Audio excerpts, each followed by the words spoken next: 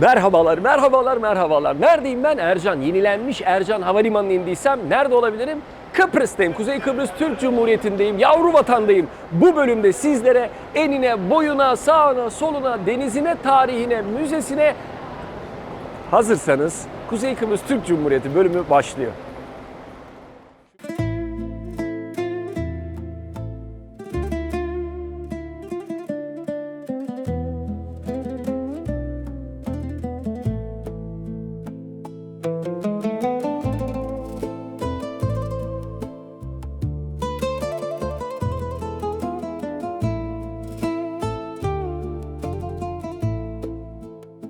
Yavru vatan Kuzey Kıbrıs Türk Cumhuriyeti, yarım milyona yaklaşan nüfusuyla Türkiye'de Ağrı ya da Giresun ölçeğinde küçük bir ülke. Ama taşıdığı tarih, kültür ve siyasi anlam çok büyük. Kuzey Kıbrıs denince akla çoğu zaman sıcak denizi, tatil beldeleri ve şansını denemek isteyenlerin tercih ettiği eğlence dünyası geliyor. Ama bu güzel ada aslında çok daha derin ve eşsiz bir tarihe sahip.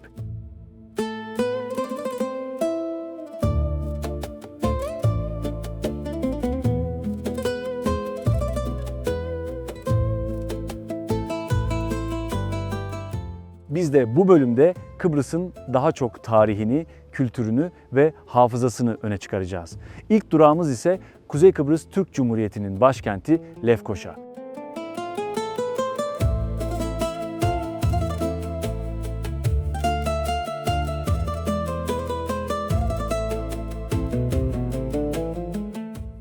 Lefkoşa, Lüzinyanlardan Venediklilere, Osmanlılardan İngilizlere kadar pek çok dönemin izlerini taşıyan çok katmanlı bir şehir. Ama Lefkoşa'yı dünyadaki pek çok başkentten ayıran çok özel bir durum var. Burası bugün hala ikiye bölünmüş bir başkent.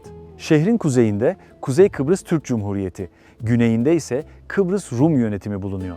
Sokaklarda yürürken bu bölünmüşlüğü çok net hissediyorsunuz. Bir noktaya kadar çarşılar, hanlar, camiler, dar sokaklar devam ediyor. Sonra bir anda karşınıza geçiş noktaları, kontrol alanları ve sınır hattı çıkıyor. Yani Lefkoşa'da tarih sadece eski yapılarda değil, şehrin bugünkü düzeninde de yaşamaya devam ediyor. Bu geçiş noktalarından Güney Rum kesimine sadece Avrupa Birliği vatandaşları ve Rum kesimi kimliği almış, ailesi Kıbrıs kökenli olan Türkler geçebiliyor. Türkiye Cumhuriyeti vatandaşları ise Kıbrıs Rum kesimine buradan geçemiyor. Bu yüzden Lefkoşa'da gezerken sadece bir başkent görmüyorsunuz. Aynı zamanda Kıbrıs meselesinin izlerini, iki toplumlu bir adanın hikayesini ve Kıbrıs Türk halkının varoluş mücadelesini de hissediyorsunuz. Biz de Kıbrıs bölümüne bu mücadelenin unutulmaz ismi Kuzey Kıbrıs Türk Cumhuriyeti'nin ilk ve kurucu Cumhurbaşkanı Rauf Denktaş'ın kabrini ziyaret ederek başlıyoruz.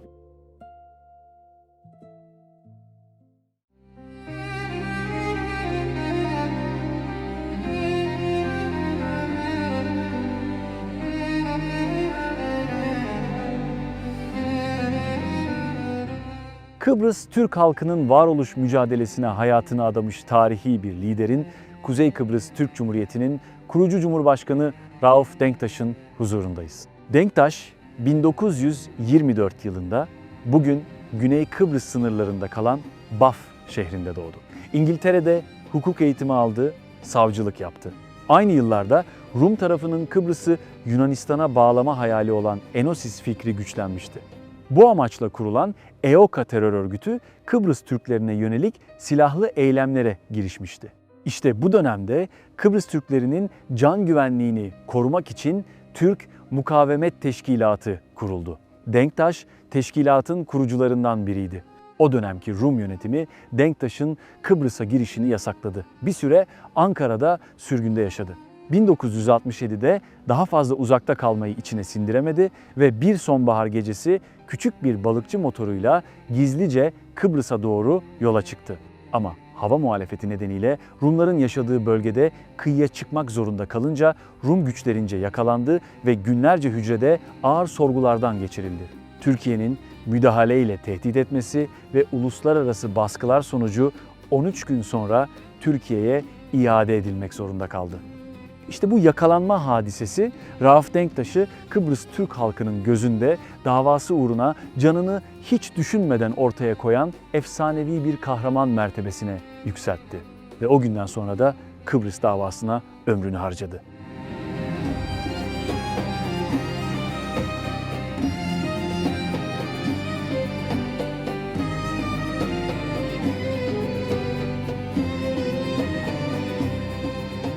Rauf Denktaş, Kuzey Kıbrıs Türk Cumhuriyeti'nin bağımsızlığının ve özgürlüğünün simge kişisi. Cumhurbaşkanı 1983'ten 2005'e kadar aktif olarak rol oynadı siyasette Kıbrıs'ta. Ama bizler için Rauf Denktaş kimdir? Kıbrıs dediğimizde aklımıza gelen ilk kişidir, ilk simgedir, ilk yüzdür kendisi. Çocukluğumuzdan beri bildiğimiz Kıbrıs denildiğinde karşımıza çıkan ilk insandır belki de. Kıbrıs davasına hayatını adamış ve Kıbrıs'a bir sembol olmuş kişi. Hürriyetin sırrını şehitlerden öğrenen bir ulus asla esir edilemez demiş Sayın Rauf Denktaş.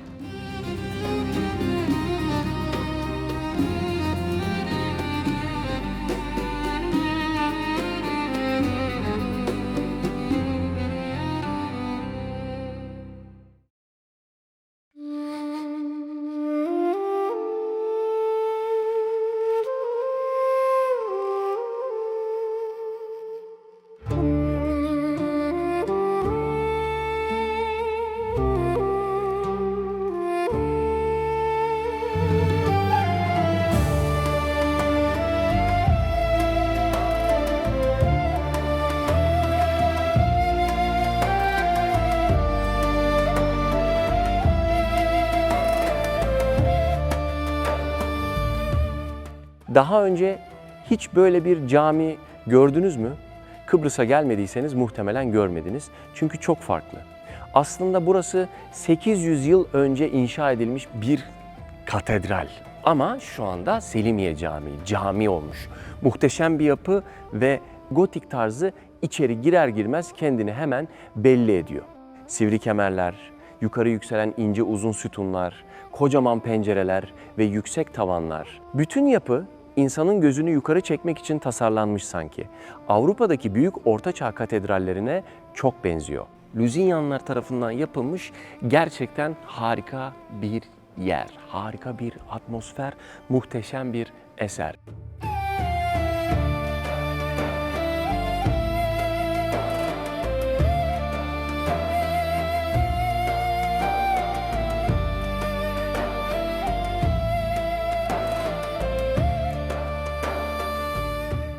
Peki kim bu Lüzinyanlar? Fransa'dan Kudüs'e kutsal toprakları savunmaya gelen Katolik şövalyelerden oluşan bir aile. Bu ailenin reisi Guy de Lusignan, Kudüs kralının kızıyla evlenmiş. Kral ölünce kız kraliçe olmuş, Guy de Lusignan da bir anda kendisini Kudüs kralı olarak bulmuş.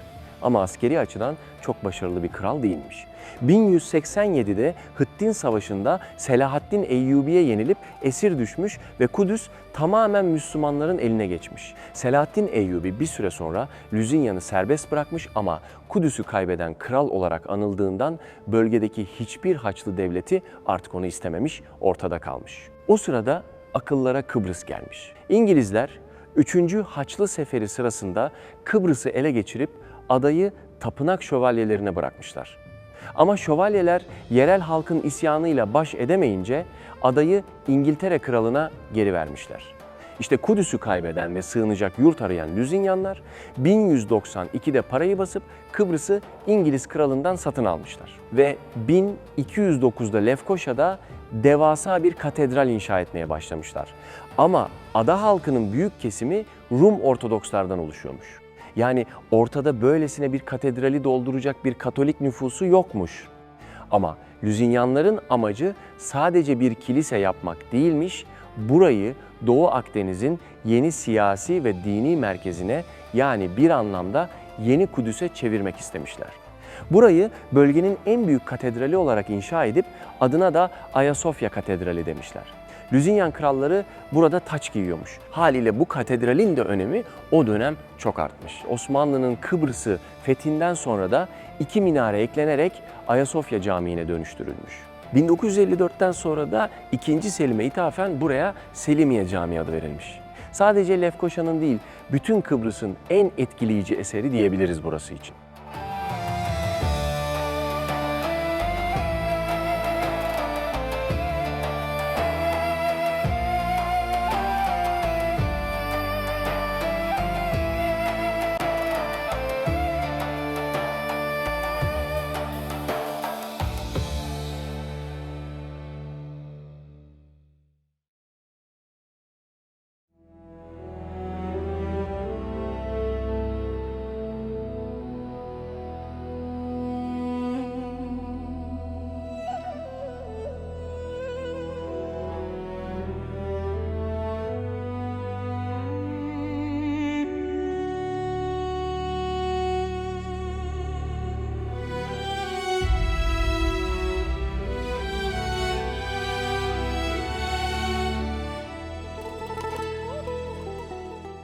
Büyükhan'ın içerisindeyiz. Burası Lefkoşa'da çok büyük, gerçekten ihtişamlı bir han. Büyükhan Kıbrıs'taki en büyük Osmanlı eseri.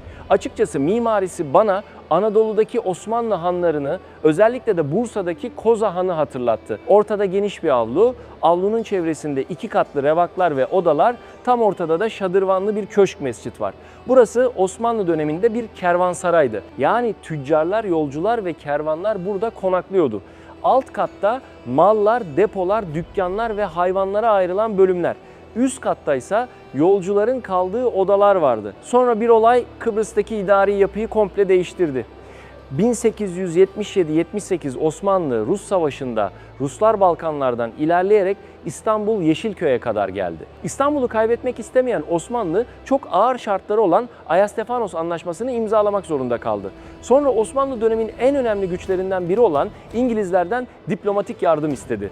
İngilizler bu desteği vermek için Kıbrıs'ın yönetiminin kendilerine bırakılmasını şart koştu. Osmanlı bu şartı kabul edince İngilizlerin de baskısıyla Ayastefanos hafifletilerek yerine Berlin Anlaşması imzalandı. Ama karşılığında da egemenliği Osmanlı'da kalmak şartıyla Kıbrıs'ın yönetimi ve askeri kullanımı İngiltere'ye bırakıldı. Osmanlı ile İngiltere 1. Dünya Savaşı'nda farklı ittifaklarda yer alınca İngilizler burayı tek taraflı ilhak etti. Zaten bugüne kadar gelen Kıbrıs sorununa da büyük ölçüde bu olay neden oldu. Peki bu hanla adanın İngilizlere devredilmesinin ne alakası var? Burası İngiliz yönetimi sırasında Lefkoşa Merkez Hapishanesi olarak kullanılmış. Kıbrıs Barış Harekatı'ndan sonra da burası restore edilerek halka açılmış. Şu anda alt tarafta kafeler, restoranlar varken üst tarafta da el sanatları, işte hediyelik eşyalarla ilgili adeta bir kültür merkezine dönmüş buralar. Yani Büyükhan sadece güzel bir tarihi yapı değil, Osmanlı'dan İngiliz dönemine, oradan bugünün Lefkoşa'sına uzanan tarihi sürecin de tanığı olmuş diyebiliriz. Çok güzel bir yer burası. Büyükhan. Olur da Lefkoşa'ya gelirseniz Büyükhan'ı ziyaret etmeyi unutmayın.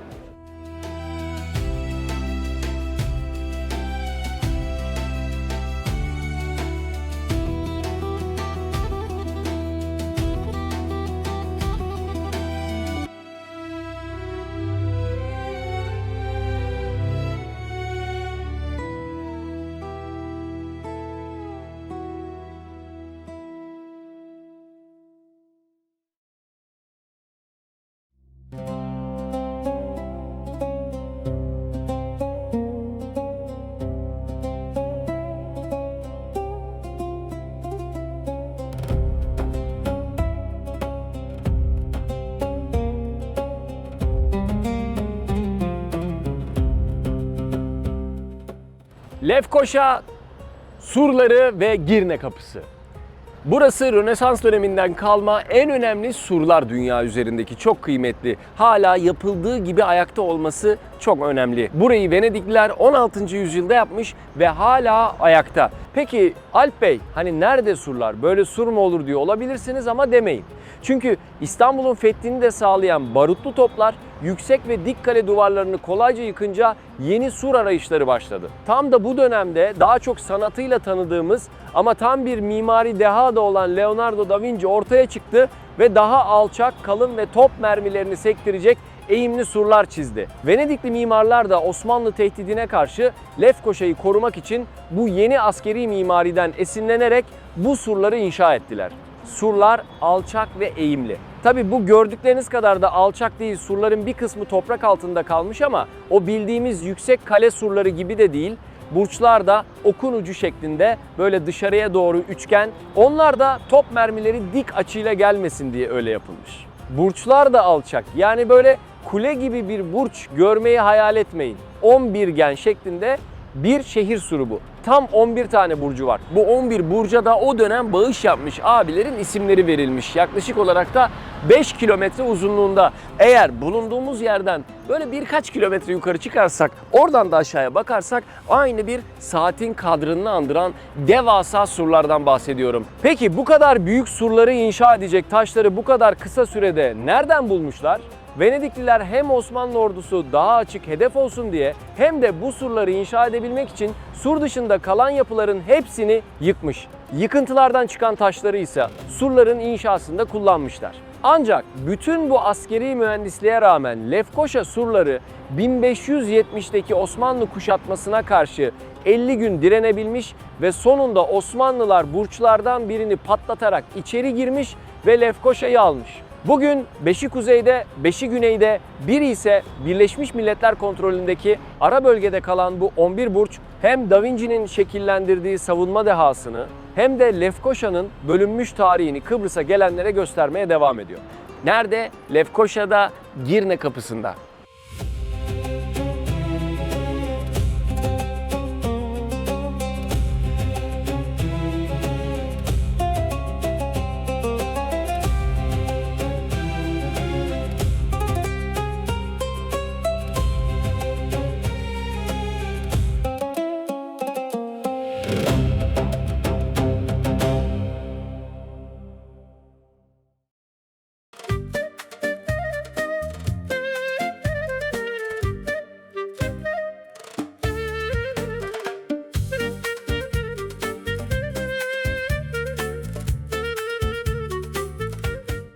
Kıbrıs'a gelip de Kıbrıs yemeklerinden yemeden olmaz tabii ki de.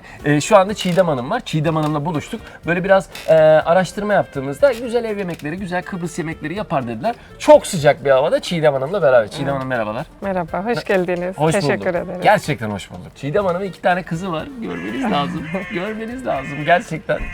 Karga bir şey anlatıyor herhalde. Gerçekten de çok bir tanesi şu an... Gelsene de gel göstereyim seni televizyona. Gel. Gel bakın bunun adı Deren. Deren, merhaba. Nasılsın? Ya abi çok tatlı değil mi? Sen hep burada dursana. Deren de kızı, aile işletmesi. Seni şöyle alalım. Anneyi sen kamera arkasında izlemeye devam et. Aile işletmesi bir restoranda Kıbrıs lezzetleri. Şimdi Evet.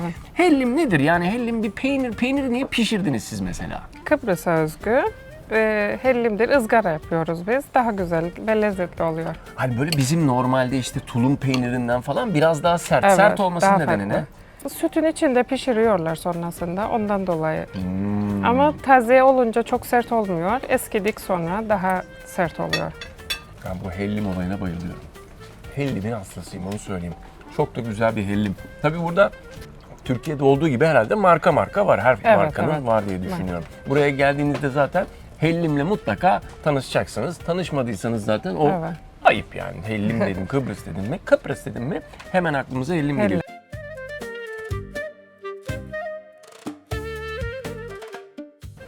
Bir de şundan dediniz. Neydi bu? Bu molihia, Kıbrıs'a özgü bir yemek. Mulihia. Evet. Ispanağa benziyor ama tadı çok farklı. Başka Limonlu bir ot sütü. mu bu? Evet. He. Naneye benziyor aslında. Daha büyük nanenin. Nanenin büyüğü. Arada bir de... Kurutulmuş hali bu. Hadi ya. Evet. Biz bunu kurutuyoruz, sonra pişiriyoruz. Ekşi bir ot yiyorum şu anda. Evet. Bayanlar Limonlu. baylar, limonlu, ekşi bir ot yiyorum. Arada kuzu eti de var ama. Ispanak deseniz değil. Semizot desen o da değil. Başka bir nane hiç değil falan ama böyle ekşi tadı hala ağzımda ekşi tadı dolanıyor. Kaya koruğunu andırıyor ama kaya koruğu kadar sert de değil, yumuşak. Böyle mesela çekim yaparken yemeye devam ettiğiniz bir şey çıkıyor ortaya. Neydi bunun adı söyleyemiyorum. Molehia. Molehia. Evet. Tırşık gibi.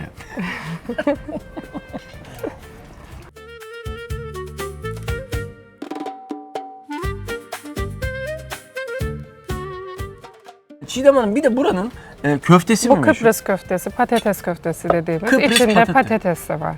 Ha, et yok mu? Et de var ama çoğunluk patates var. Neden böyle? Kıbrıs köftesi eskiden annelerimiz, ninelerimiz yokluktan dolayı da tabii ki patatesi daha çok koyup kıymayı az koyuyordu. Enteresan. Kıbrıs patatesi. Evet, Şeftali Kıbrıs dedikleri patatesi. şey de bu patates. Hayır, farklıdır. Ha. O normal kıyma köfteden üzerine şeftali dediğimiz karın yağı aslında. Ona sarıp pişiriyorlar. Kıbrıs köftesinin tarifini yap derseniz bana, anneannemin yaptığı bir köfte diyebilirim. Yani öyle. Şimdi anneannemizin kurabiyelerini Evet. de çok özledik, çok seviyoruz öyle falan. de. Nurlar içinde yatsınlar. Ama o lezzetler Kıbrıs köftesinde var. Net söyleyebilirim. Bir insan köfte yiyip nasıl anneannesi aklına gelebilir ki? Evet. Eski annelerimizden, nenelerimizden kalma şekilde, aynı şekilde. Geleneksel bir lezzet. Anneanne parmağı, Evet. anneanne eli. Kıbrıs'ın köftesinde bulunan patates, tabii patates hani yokluktan dese de Çiğdem Hanım ama lezzeti de çok önemli. Yani Evet. yokluktansa bana göre lezzetinden dolayı. Çünkü Kıbrıs'ta yetişen patates başka bir lezzet. Gerçekten öyle değil mi? Evet, daha farklı. Toprağından mı? Lezzetli. Evet, toprağından oluyor. Bunun adı neydi? O makarna bulli. Makarna bulli. Yani bulli dediğimiz tavuk oluyor aslında. Tamam. Tavuğun suyuna pişiriyoruz makarnayı. Üzerine He. hellim koyuyoruz. Oo. Ve tavuk, bir parça Biraz tavuk. tavuk büyük olmuş burada ama. Göğüs mü? Göğüs eti, evet. Kedi geliyor. Evet, kedilerimiz fazla burada. Gelelim Kabak çiçeği. kabak çiçeğine. Kabak çiçeği dolması mı? Evet. Dolması. Bunu ben Bodrum'da çok yedim. Buradakinin farkı bu çiçeğin farklı lezzette olması mı acaba? Yani zeytinyağlı dolma gibi yine içi. Onlar daha farklı yapıyor olabilir. Limonlu. Bakın bu çiçekten bugüne kadar Bodrum'da yapıldı, Bodrum'da yedim. Çok da güzeldi, çok da lezzetliydi. Ama bunu bir kenara yazın. Çiçek dolması mı? Çiçek dolması, evet. Çiğdem Hanım'ın çiçek dolması deyin ya da buraya geldiğinizde çiçek dolmasını mutlaka ama mutlaka yemeniz lazım. Ben hayatımda böyle bir lezzetle karşılaşmadım desem yeri inanılmaz lezzetli çiçek dolması. Afiyet olsun. Lefkoşa'da yiyorum, Kıbrıs'ta yiyorum ama buralara geldiğinizde bunu kaçırmayın. Çiçek dolması Kıbrıs'ta. Çiğdem Hanım çok teşekkür ederiz. Elinize Biz sağlık. teşekkür ederiz. Başka mesela Garagulli vardı. Garagulli mi onun adı? Garavulli, evet. Garagulli. O neydi? Sümüklü böcek. Sübüklü diyor. Salyangozlar. Salyangoz, evet. Buraların yöresel yemeği salyangozu kaynatıyorlar. Sonrasında da öyle kaynatıp direkt çıkarıyor muyuz? Limonlu sarımsaklı sos yapıyorlar, zeytinyağlı. Ona batırıp yiyorlar. Bir tek onu yiyemedim. Keşke onu da Ay. yiyebilsem. Ben Ama Kıbrıslıyım ama ben de gerçekten. evet. Maalesef. Kıbrıs'ta muhteşem bir mutfakla da karşılaştık Çiğdem Hanım sayesinde ama Alp bu yemekten ne anladın dersen Afiyet olsun.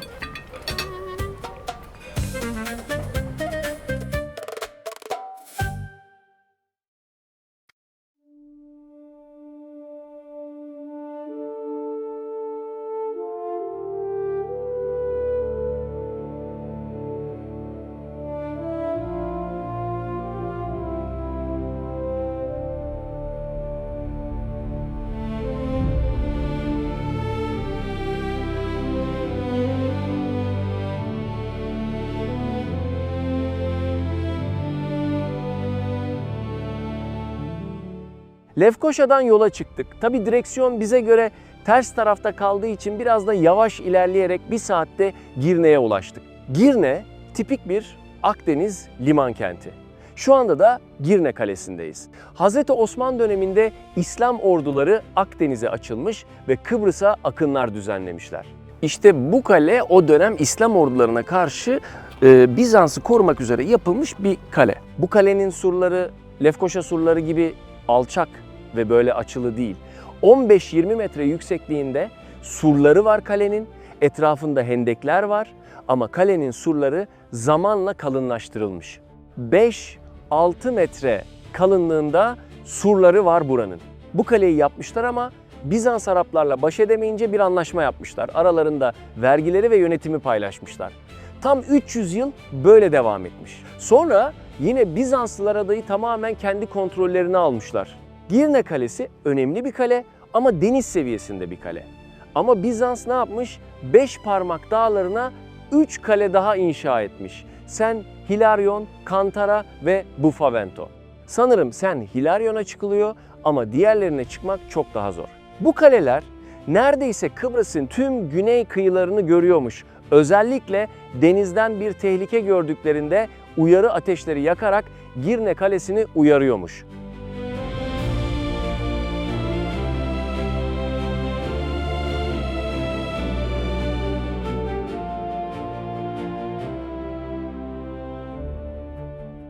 Gelelim Osmanlı'nın fethine. Haçlı seferleri sırasında İngilizlerin adayı aldıklarını ve ardından da Lüzinyanlara sattıklarını Selimiye Camii'nde anlatmıştık. Osmanlı'dan önce taht evlilikler yoluyla Lüzinyanlardan Venediklilere geçiyor, ardından da ada Venedik hakimiyetine giriyor. Venedikliler Osmanlı'nın adayı almak istediğinin farkında. Zaten Lefkoşa'da devasa bir hazırlık yapıldığını söylemiştik. Ama asıl hazırlık Gazi Mausa'da yapılıyor. Onu da anlatacağız. Peki Osmanlı Girne'yi nasıl ele geçiriyor? 1570'te Osmanlı ordusu güneydeki Larnaka yakınlarından adaya çıkıyor. Ve adaya çıktıktan sonra Lefkoşa'ya gidiyorlar, arka tarafa gidiyorlar. Önce Lefkoşa'yı kuşatıyorlar ve sonrasında da Girne'ye geliyorlar. Girne'ye geldiklerinde dehşet bir direniş beklerlerken kalenin komutanı anahtarları Osmanlı komutanına teslim ediyor. Yani neredeyse hiç savaşılmadan Girne bölgesi Osmanlı topraklarına katılıyor. Peki neden savaşmıyorlar? Çünkü Girne, Lefkoşa ve Gazi Mausa ile kıyaslandığında küçük bir kale. Her iki şehirde bütün şehir surlarla çevriliyken burada sadece bir kale var. Dolayısıyla kaleyi savunacak büyük bir askeri güç de yok. Onlar da direnip ölmektense teslim olmayı tercih ediyorlar.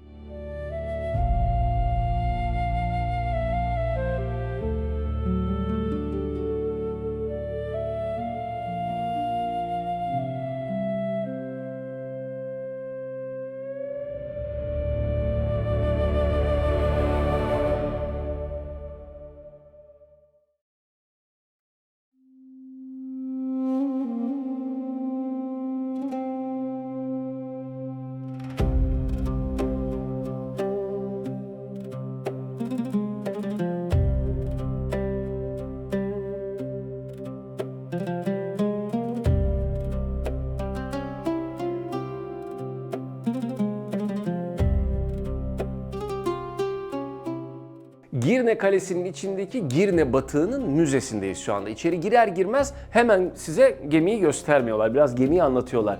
Geminin muhtemel yapısı böyle. Yani Helenistik Roma dönemine ait bir yapısı var. Karadeniz çektirmeyi de andırıyor birazcık. Yüklerini alıyor ve bir yerden bir yere gidiliyor. Fakat bu batıkta bulunan bazı doneler bu geminin rotasını da belirlemiş oluyor. Yani Samos amforası bulunmuş geminin içinde. Kos değirmen taşları bulunmuş ve Rodos amforası bulunmuş. Kıbrıs'ta Girne'nin de 1 mil açığında 1965 yılında Kıbrıs'ta bir süngerci tarafından bulunuyor. Bu batık. Bitti mi? Bitmedi. Beni takip edin.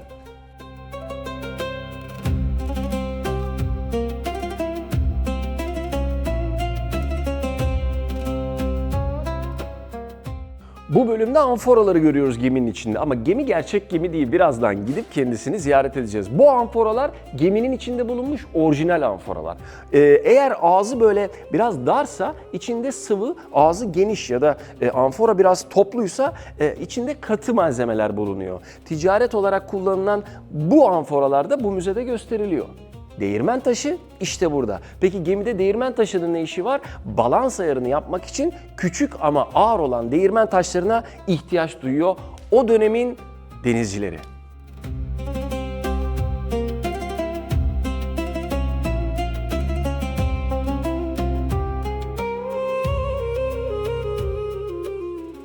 ...14,5 metre uzunluğundaki teknede 4 personel varmış. Peki bunu nereden anlamışlar? Bu batıkta bulunan 4 tabak, 4 bardak gibi materyallerden anlamışlar. Peki geminin içinde ne vardı? İşte gördüğünüz yaklaşık 2400 yıllık bademler vardı. İncir çekirdekleri de var, zeytin çekirdekleri de var, üzüm çekirdekleri de var. Dış yüzeyi tabii ki de denizde olmaktan yok olmuş ve çekirdeğin kendisi kalmış bu batığın içinde. Şimdi batığa gidelim.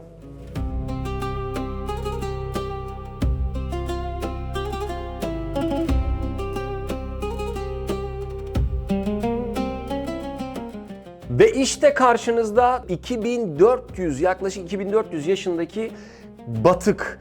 Denizcilik tarihinin en eski batıklarından biri. İlk bulunduğunda dünyanın en eski ikinci batığıymış. Daha sonra daha eskileri de bulundu ama hala çok önemli. O dönemin denizciliğine, deniz ticaretine, gemilerin mimarisine dair çok önemli ipuçları veren bir batık. Denizin derinliklerinden çıkartılmış ve burada Girne Kalesi'nin içerisinde sergileniyor. Gerçekten de büyüleyici.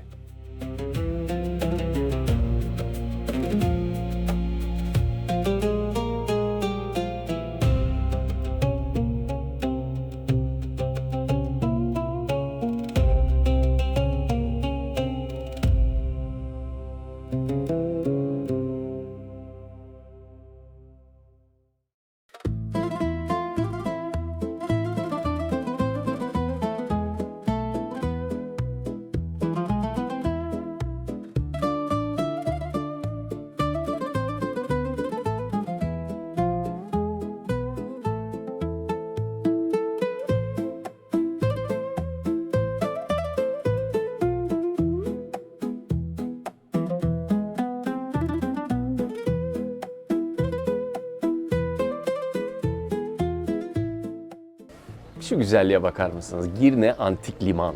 Zaten Kıbrıs'a geldiğinizde Girne'ye geldiğinizde de Antik Liman'a geliyorsunuz. O kadar kıymetli ki Girne Kalesi bu limanı korusun diye yapılmış. Buraya her gelen önce bu Antik Liman'a gelir, şurada bir yürür, çayını çorbasını içer ve hayata devam eder. Bizans, Luzinyan, Venedikliler ve Osmanlılara hizmet etmiş Antik Liman Girne'de.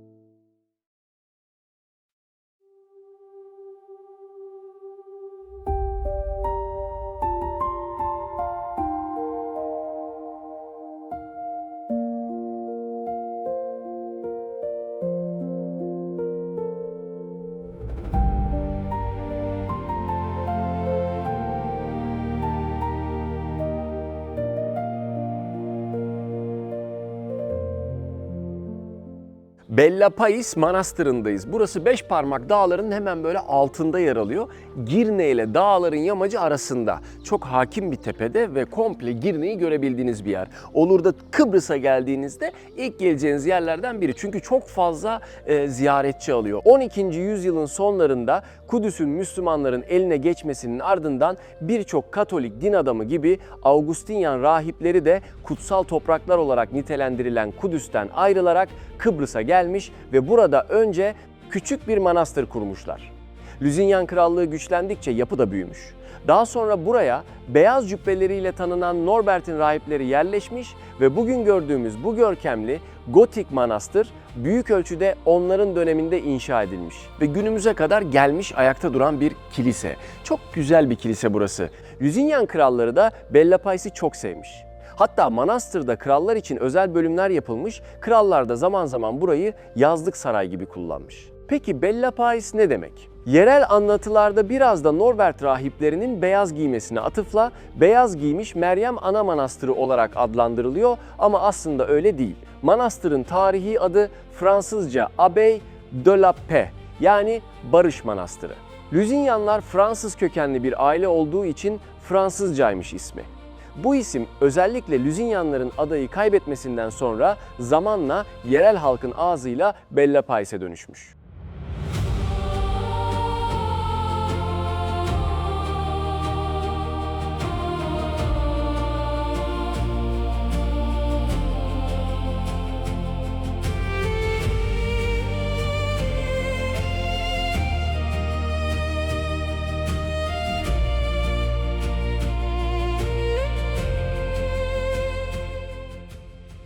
Peki Osmanlı'nın Kıbrıs'ı fethinden sonra buraya ne oldu? Osmanlılar fethettikleri şehirlerde her kiliseye aynı şekilde yaklaşmıyordu.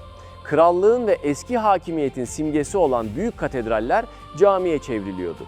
Lefkoşa'daki Selimiye'de Lüzinyan krallarının taç giydiği, Katolik iktidarının ihtişamını temsil eden böyle bir yapıydı. Yerel Hristiyan halkın kullandığı kiliseler ise ibadete açık kalıyordu. Katolik yönetimden kalan bazı kilise ve manastırlarda adanın çoğunluğunu oluşturan Rum Ortodoks cemaatine bırakılıyordu. Bellapais Manastırı da Osmanlı fethinden sonra Ortodoks Kilisesi'ne bırakıldı. Kilise bölümü ibadet amacıyla kullanılmaya devam etti ama manastır yaşamı sona erdi. Kompleksin diğer bölümleri zamanla işlevini kaybetti. Çatılar çöktü ve yapı yüzyıllar içinde bugünkü romantik silüetine kavuştu.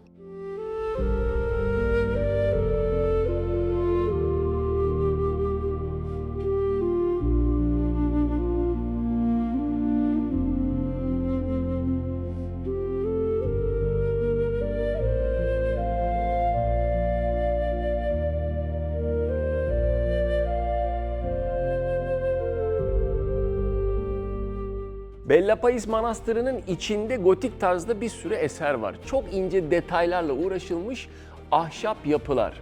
Oldukça eski olduğu ilk görüşte belli oluyor. Hatta duvarlarda da yazılar var. Kök boyalarıyla yazılmış yazıları görüyorsunuz. Bu manastır gerçekten de çok güzel bir manastır.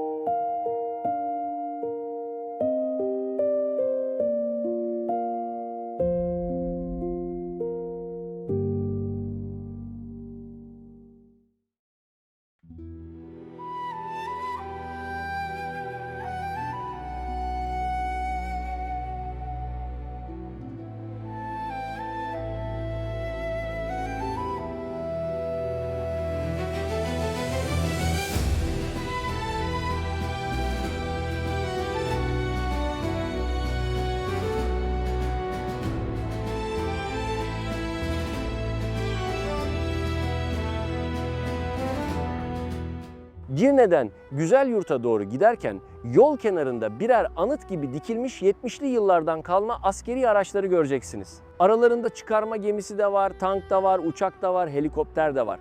Peki bütün bu askeri araçlar neden bu deniz kenarında sergileniyor? Çünkü burası 20 Temmuz 1974'te Türk Silahlı Kuvvetleri'nin Kıbrıs'a ayak bastığı ilk nokta.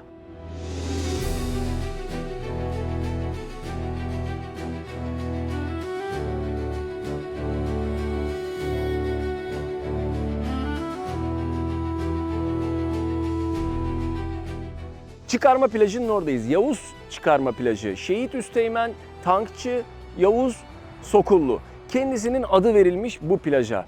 Burası çok önemli bir yer bizim için. Neden? Çünkü o dönem 1974'te ilk çıkarma gemisi bu sahile geliyor. Hatırlarsanız Osmanlı Rus Harbi'ni ve Rusların İstanbul'a kadar geldiği süreci anlatmıştım. Osmanlı İngilizlerden diplomatik destek istemiş ve karşılığında Kıbrıs'ın yönetimini İngilizlere bırakmıştı. İngiltere ve Osmanlı 1. Dünya Savaşı'nda karşı cephelerde yer alınca İngiltere zaten fiilen kendisinin yönettiği adaya el koymuştu. Böylece büyük fedakarlıklarla alınan Kıbrıs tek bir kurşun bile atılmadan İngilizlerin eline geçmişti. Sorun adanın İngiliz hakimiyetine girmesinden sonra başladı.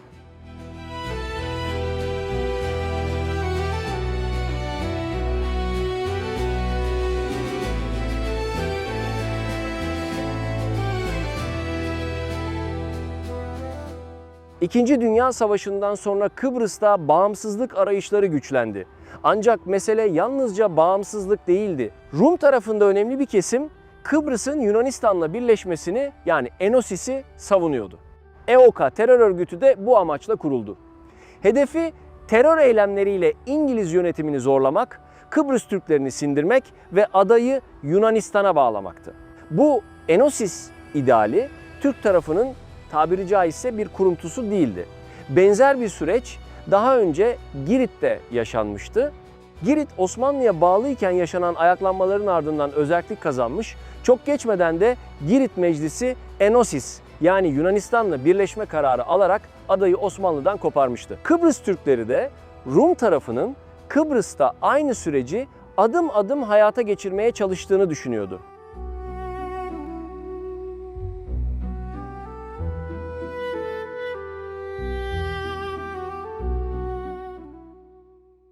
...1960 yılında Türkiye, Yunanistan ve İngiltere ile Kıbrıs Türk ve Rum toplumlarının liderleri arasında imzalanan anlaşmalarla Kıbrıs Cumhuriyeti kuruldu. Yeni devletin bağımsızlığı, toprak bütünlüğü ve anayasal düzeni 3 garantör devletin güvencesi altına alındı.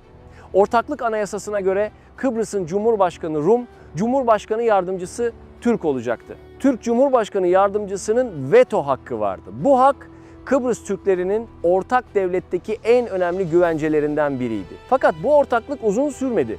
Cumhurbaşkanı Makarios, Türklerin veto yetkisini ve siyasi haklarını sınırlayacak anayasa değişiklikleri istedi. Bu girişimler ve toplumlar arası çatışmalar adayı büyük bir krize sürükledi. 1967'de Yunanistan'da askeri junta yönetime geldi. Junta, Kıbrıs'ın bir an önce Yunanistan'a katılmasını istiyordu. Makarios'u da bu konuda yeterince istekli bulmuyordu. 15 Temmuz 1974'te Kıbrıs'ta Yunan juntasının desteklediği bir darbe yapıldı. Makarios devrildi. Yerine EOKA'nın önde gelen isimlerinden Nikos Samson getirildi. Bu artık açıkça Kıbrıs'ı Yunanistan'a bağlama hamlesiydi. Türkiye, 1960 Garanti Anlaşması'ndan doğan haklarına dayanarak 20 Temmuz 1974 sabahı Kıbrıs Barış Harekatı'nı başlattı. İşte Yavuz Çıkarma Plajı, yani şu an bulunduğumuz yer o harekatın fiilen başladığı nokta. Yavuz Çıkarma Plajı'ndan dolayı da buraya bir anıt yapılmış şehitlerimizi anmak için. Barış ve Özgürlük Anıtı. Onun duruşu da bizim sahile çıkan ilk askerlerimizin duruşunu anımsatıyor.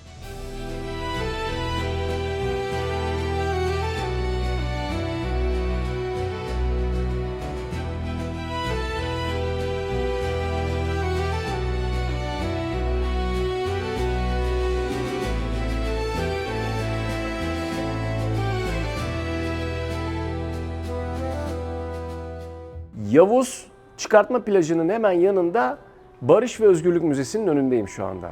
Barış Harekatı esnasında askerlerimiz karaya çıktıktan sonra Rum ordusuna ait bu askeri binayı ele geçirmişler. Bu bina alay komuta yeri olarak belirlenmiş. Ancak tam komutanlarımız binadan içeriye girerken Rum tarafı havan atışlarıyla burayı hedef almış. Atılan havan mermisi tam bu kapının önüne, zemine isabet ederek patlamış. Şarapnel parçaları da tavan dahil olmak üzere duvarları delik deşik etmiş. Burada Piyade Albay İbrahim Karaoğlanoğlu ve silah arkadaşları şehit düşmüş. Tam da bu noktada.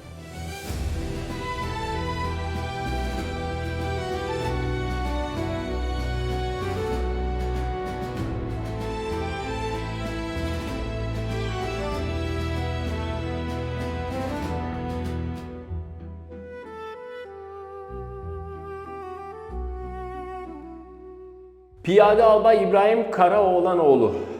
Burada bir Karaoğlanoğlu da şehitliği var. Albay Karaoğlanoğlu şehitliği. Birazdan onu da göreceğiz. Ama bu tarafa döndüğümüzde de Hava Pilot Binbaşı Fehmi Ercan. Kendisi de bu binanın kapısında şehit düşmüş. Kıbrıs'taki Ercan Havalimanı'nın adı da şehidimiz Hava Pilot Binbaşı Fehmi Ercan'dan geliyor.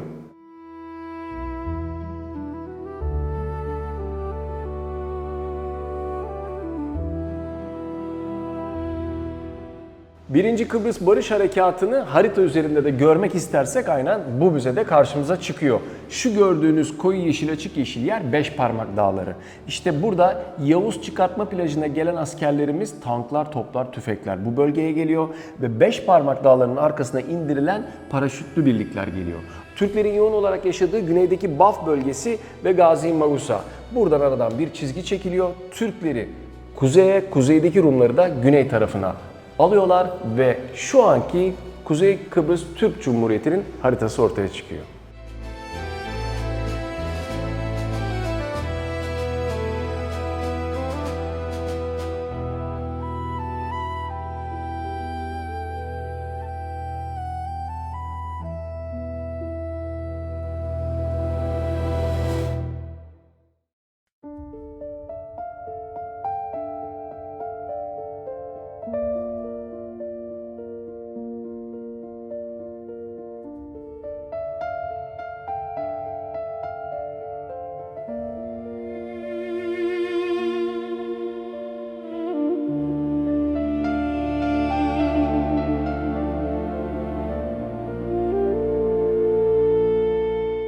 Karaoğlanoğlu şehitliğindeyiz. Burada sol tarafımda 35, sağ tarafımda 35 tane şehidimiz yatıyor maalesef. Ve en başta da Halil İbrahim Karaoğlanoğlu naaşı bulunmakta.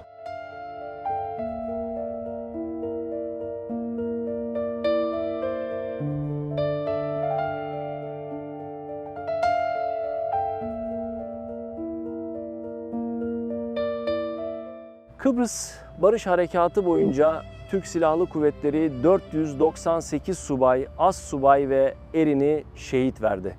Kıbrıs Türk halkı da yıllar süren mücadelede yüzlerce mücahit ve sivil evladını bu topraklara emanet etti. Bugün onların hatırası adanın farklı noktalarındaki şehitliklerde yaşatılıyor. Bunların en büyüklerinden biri de Lefkoşa ile Girne arasındaki dağ geçidinde bulunan Boğaz Şehitliği. Yavuz Çıkarma plajına adını veren tankçı üsteğmen Yavuz Sokullu da orada yatıyor. Lefkoşa'dan Girne'ye giderken orayı da ziyaret etmiştik. Şimdi de Karaoğlanoğlu şehitliğindeyiz. Bu toprakları vatan yapan bütün şehitlerimizi rahmet, minnet ve saygıyla anıyoruz. Yavru vatan Kuzey Kıbrıs Türk Cumhuriyeti'nin kurucu lideri Rauf Denktaş'ın kabrinde de andığımız şu söz, bu mücadeleyi ve uğruna can veren kahramanlarımızın bıraktığı mirası en anlamlı şekilde özetliyor. Hürriyetin sırrını şehitlerden öğrenen bir ulus asla esir edilemez.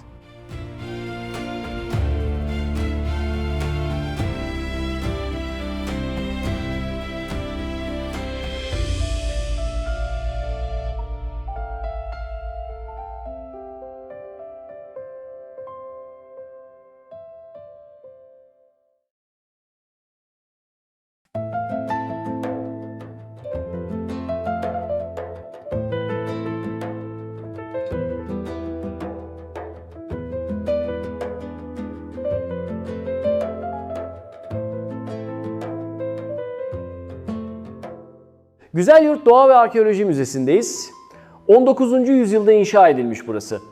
Geçmişte Güzelyurt Ortodoks Piskoposluğu'nun sarayıymış. 1979 yılında müzeye dönüştürülmüş. Müzenin alt katında Kıbrıs'ta yaşayan hayvan türlerini sergilemişler. Üst katta ise başta Soli Antik Kenti olmak üzere Kıbrıs'ta çıkarılan arkeolojik eserler var. Girne'ye yaklaşık 1 saat mesafede diyebilirim. Çok yakın değil. Zahmetli bir yolu var ama gelmeye değer. Niye? Çünkü Kıbrıs'ta bulunan hayvanların hepsini burada görebilirsiniz. Yani muflonu dedikleri dağ keçisi, bu bölgeye ait dağ keçisini de görebilirsiniz. Tavşancıl bir şahin de görebilirsiniz. Aynı zamanda normal şahin de görebilirsiniz. Çok çeşitli. Yani bu adada bulunan bütün hayvanları bir odada görme ihtimaliniz var. Tavşan bu bölgeye ait, bu bölgeye has bir tavşan. İşte bu tarafta da artık flamingolar ve ak pelikanlar yine Kıbrıs'ta bir geçiş noktası olduğu için Akdeniz'i geçerken hani Türkiye'den Mısır, Mısır'dan Türkiye'ye gidermiş gibi düşünün kuşları. O arada bulunabilecek tek yer Kıbrıs. O yüzden de burada dinleniyorlar. Bazı hayvanlar buraya özgü, bazı hayvanlar da göç yoluyla Kıbrıs'a gelen hayvanlar. Karettalar içinde Akdeniz Havzası'ndaki en önemli noktalardan bir tanesi yine buralar, yani Kıbrıs oluyor. Geçelim su tarafına, deniz tarafına, balık tarafına. Orfoz, laoz buraların önemli balıkları, kaya balıkları, derin su balıkları, kuvvetli balıklar, oldukça uzun süre yaşayan balıklar. Köpek balığı, bakır köpek balığı, bu da yine Kıbrıs'ın sularından çıkmış mürenler, karavidalar var. Domuz balığı var, domuz balığı. Çütre de deniyor buna, domuz. Domuz balığını da bulmuşlar uçan kırlangıçta. Gene Kıbrıs'ın denizinden çıkan hayvanlar. Kuzey Kıbrıs Türk Cumhuriyeti Doğa ve Arkeoloji Müzesi'nde.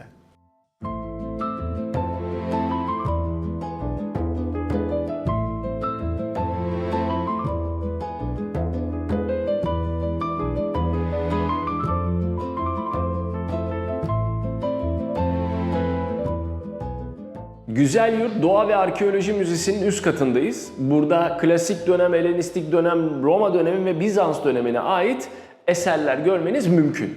Ama buradaki en kıymetli eser Efes Artemis heykeli. Artemis heykelini denizden buluyor bir turist, İtalyan bir turist denizden buluyor ve müzeye bağışlıyor. 36 tane göğsü bulunan Artemis heykeli doğurganlık ve bereketi simgeliyor. Burada da geldiğinizde göreceğiniz şahane bir eser. Bitti mi? Bitmedi.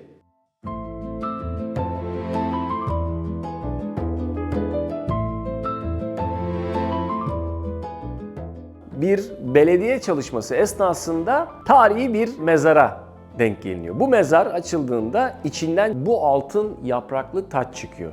Solya antik kentinde olan bu mezardan çıkan bu tacın adı altın yapraklı taç diye geçiyor. O dönem el işçiliği çok kıymetli. Onun en üst seviyesini bu taçta görebilirsiniz ve devlet erkanında en üst düzeydeki insanlara verilen bir tac olduğu düşünülüyor. Yani o kadar kıymetli ki o dönemin en üst seviyesi sadece takabiliyor bunu. Mezardan çıkan Soli'nin altın yapraklı tacı. Çok güzel.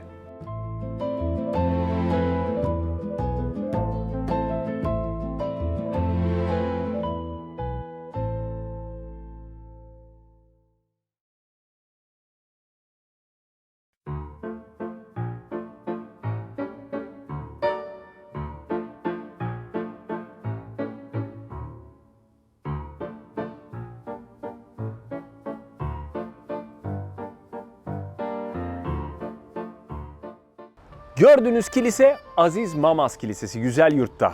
Hikaye şu ki Aziz Mamas aslında Hristiyan bir çoban. Dağda bir mağarada yaşıyor. O sırada Kıbrıs'ta pagan bir Roma valisi var. Ve Mamas bu valiye vergi vermek istemiyor.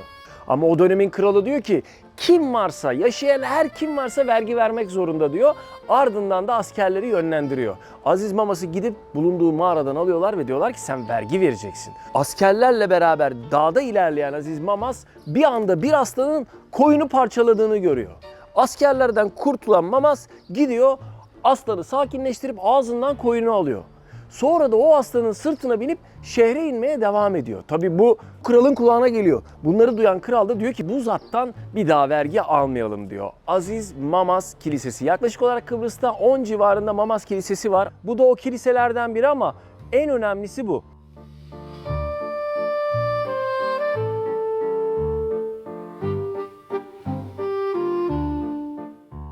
Aziz Mamas Kilisesi'nde Aziz Mamas'ın yattığı kabir de burada ve üstüne bu kilisenin duvarları örülmüş. 12. yüzyılda yapılıyor bu kilise, 18. yüzyılda da tekrardan bir tadilat görüyor. Şimdi yarısı mezarlığın burada ama diğer yarısı da içeride. Onun da hikayesi enteresan.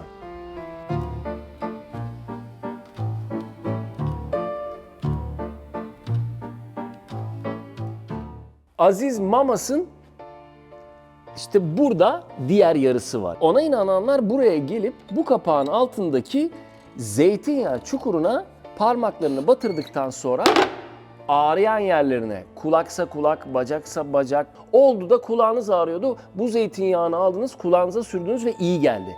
Eğer iyi geldiyse de ona şükranlarınızı sunmak için mumdan kulak, ağrıyan bacağınız geçtiyse bacak, kolunuz geçtiyse kolunuz, hatta adak adayıp da bebek istediyseniz de mumdan bebeğini yapıp getirip bırakıyorlar buraya.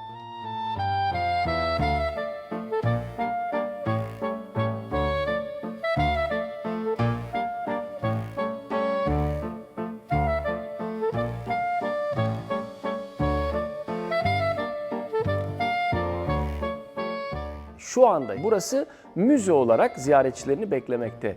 1-2 Eylül tarihlerinde de güneyden gelen Rumlar burada ibadetlerini yapmakta. Bu gördüğünüz avize de buranın en eskilerinden.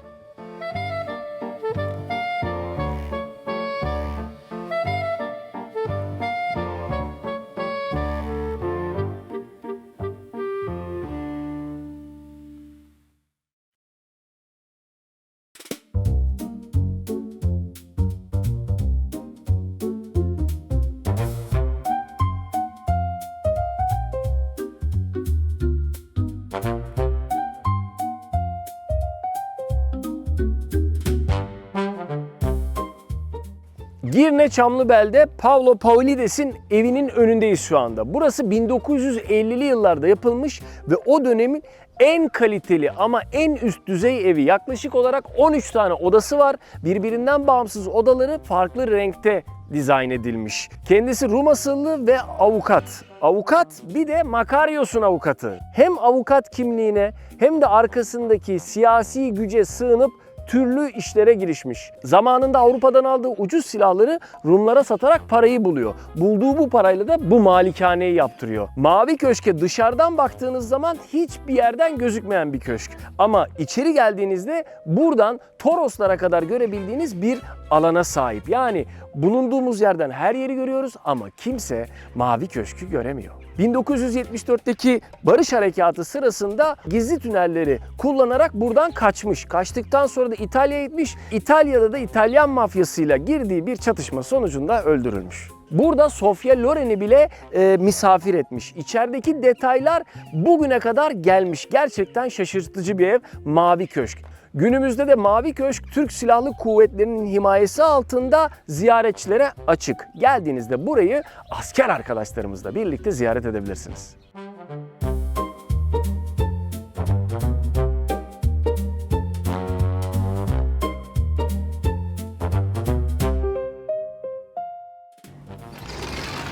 Hoş geldiniz diye karşıladığı kişi Elizabeth Taylor ve Sofia Loren. Buraya davet etmiş onları. Onlar da burada vakit geçirmiş. Ama bu detay. Yine 1950'lerden kalma akordeon kapı. Hala ilk günkü gibi çalışıyor. Sesine çok aldırmayın ama işlevini yapıyor.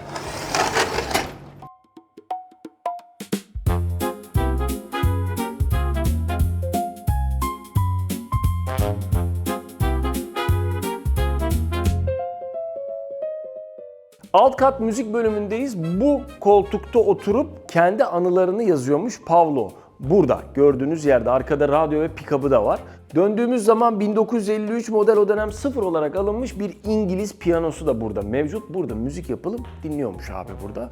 Ve süs havuzu, içinde balıkların bulunduğu bu süs havuzu da yine şırıl şırıl o dönem akıyormuş. Arka tarafta bulunan yerde dinlenmek amaçlı olan misafirlerin dinlenmesini sağladığı yer. Ancak bu odadaki yerleşim, yani misafirlerin oturduğu alan, havuzun konumu, Pavlides'in kendi koltuğunun yeri rastgele seçilmemiş. Çünkü burası öyle özel bir akustikle dizayn edilmiş ki misafirlerin kendi bölümlerinde fısıldayarak konuştuğu her şey suyun şırıltısıyla kamufle olduğunu sandıkları anda bile Pavlides'in oturduğu köşeye net bir şekilde ulaşıyormuş. Kısacası Pavlides müzik ve su sesi eşliğinde dostlarını ağırlarken misafirlerini gizlice dinliyormuş. Devam ediyoruz.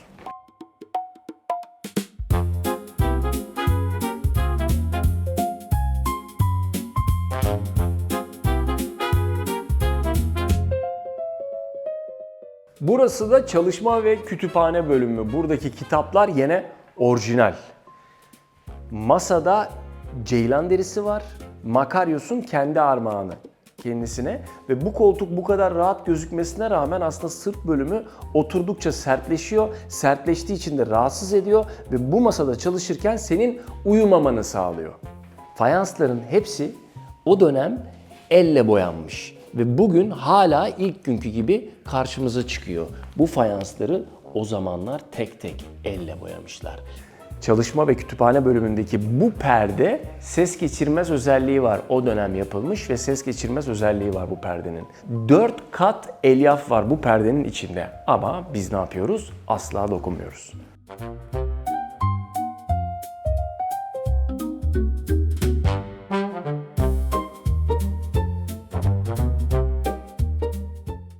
Pavlo Pavlides tek resmi bu. Bulunan tek resmi bu.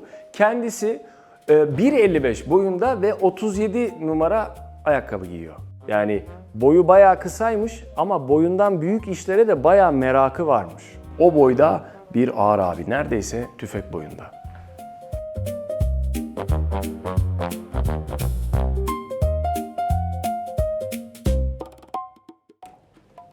Hoş geldiniz. Burası Mavi Köşk'ün çocuk odası. Çocuk odası olduğunu nereden anlıyoruz? Buradaki koltuk takımları falan böyle minyatür. Her odada iklimlendirme var yukarıdan. üfleme var. Buradan ayarlıyorsunuz. 1945-50'li yıllarda yapılan teknoloji hala çalışıyor mu? Hala çalışıyor. Ama odaya devam edelim. Burası aynı zamanda deprem odası. Nereden anlıyorsun dersen şuradaki detaylara bakar mısınız? Burası sonradan eklenmiş ve sağlamlaştırılmış yapı. Biraz beyefendi depreme takıkmış. O yüzden de burayı önce çocukları korusun diye sonra kendi korusun diye depreme dayanıklı bölüm olarak sonradan ekletmiş.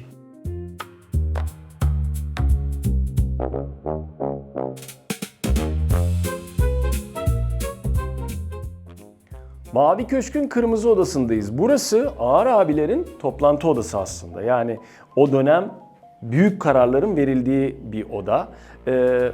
Aziz Marina, bu tablonun da özelliği Aziz Marina'nın nereye giderseniz gidin odada size daima bakması ve altın asırdan yapılan haresi. Bu toplantı odası o dönem için Mavi Köşk'te çok kıymetliymiş. Burada da kendisi otururmuş. Timsah derisinden olan masasının üzerinde son kararları alırmış.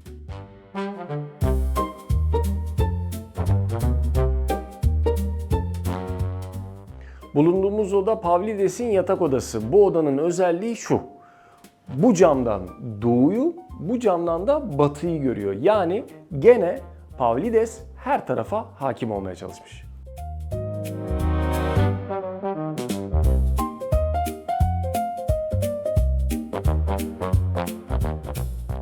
Mavi Köşk'ün bahçesine çıktığımızda muhteşem bir manzara tabii buradan bakıldığında Türkiye'de gözüküyor. Hatta Pavlov'un bütün silahları bu noktadan getirdiği söyleniyor. Gördüğümüz kadarıyla da Anamur'dan gelen Kıbrıs'ın suyu da burada Geçitköy Barajı'nda da biriktirilmiş tesadüf. O ki manzarayı süslüyor bizim tatlı suyumuzda.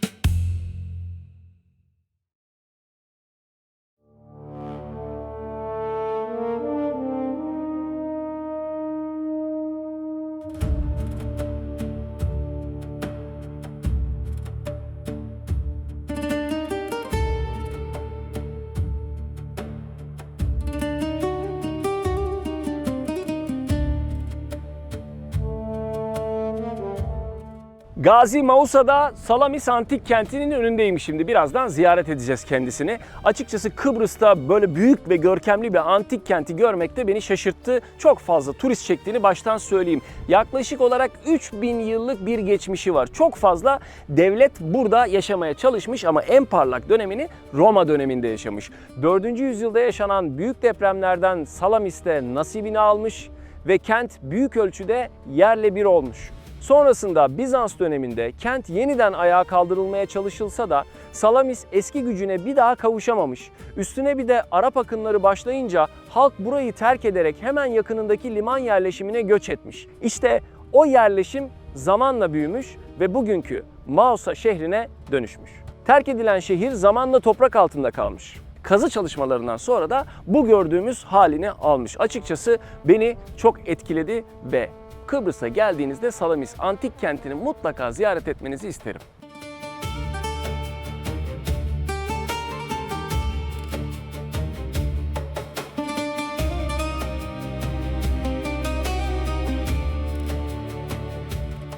Salamis, Hristiyanlık tarihi açısından da çok önemli bir şehir. Kıbrıs Kilisesi'nin kurucusu olan Aziz Barnabas Salamisli bir Yahudi. Gençliğinde Kudüs'e gitmiş ve burada ilk Hristiyan topluluğuna katılmış. Barnabas daha sonra Antakya'ya gitmiş ve orada Tarsuslu Aziz Pavlus'la tanışmış. Pavlus kim? Pavlus Hazreti İsa'yı hayatı boyunca hiç görmemiş olmasına rağmen Hristiyanlığın bütün dünyaya yayılmasını sağlayan en önemli isim.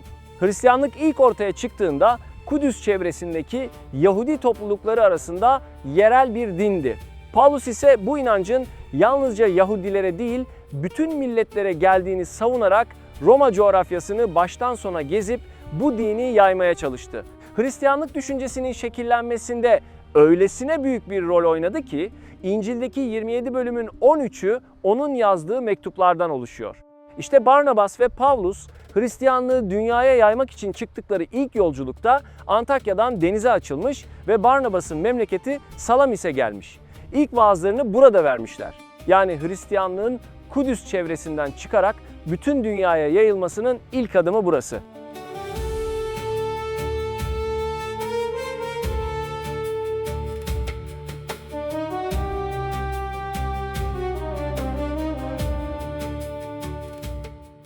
Salamis antik kentinde jimnasyum.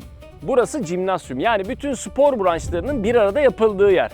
Yani spor o dönem çok önemli. Belki hani gladyatörler hazırlıyorlar. Roma döneminden bahsediyorum. Gladyatörler falan da buradaki spor okullarından çıkıyor, jimnasyumdan çıkıyor. Fakat sporu yaptık, ne yapmak lazım? Tabii ki yıkanmak lazım. O yüzden de hamam kompleksleri de hemen bu jimnasyumun yanında.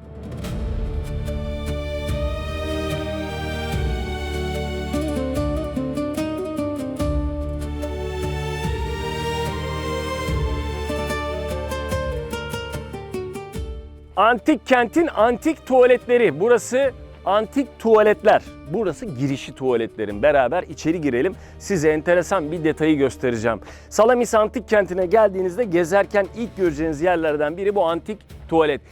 Döneminde, Roma döneminde veya geçmiş dönemde diyelim, biraz tuvalet yapmak sıkıntılı bir şey değilmiş. Hani biz burada bugünlerde utanma duygusu, aman falan filan, o zaman bu utanma duygusu yokmuş. Herkes aynı anda aynı yere tuvalet yapabiliyor. Şu gördüğünüz ay şeklindeki çizgi aslında kanalizasyon. Yani şahıs geliyor buraya, şurada şöylemesine duruyor. Burada tabii Efes antik kentindeki gibi oturdukları delikli mermer yok. Kırılmış herhalde. Şöylemesine duruyor ve tuvaletini gideriyor. Burası da lağım kanalı, lağım çukuru. Buradan da su yöntemiyle, şuradan su geliyor merkezden. O yöntemle burasının temizlendiği düşünülüyor. Ama düşünsenize, burada onlarca insan aynı anda tuvalet yapıyor. Peki böyle herkes birbirini mi görüyor? Tabii Romalılar bugünkü gibi pantolon giymiyor. Böyle uzun elbise gibi kıyafet giydikleri için öyle her yerleri görünmüyordur diye düşünüyorum. Ama tabii konuşuyorlar, sosyalleşiyorlar. Bugünkü gibi gizli bir alan değilmiş tuvaletler. Şurada mermeri değil ama taşları günümüze ulaşmış bir bölüm var.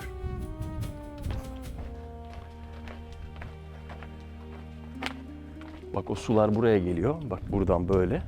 Buradan kanallarla aşağıya gidiyor sular. Temizlenme işlemi burada başlıyor. Gel.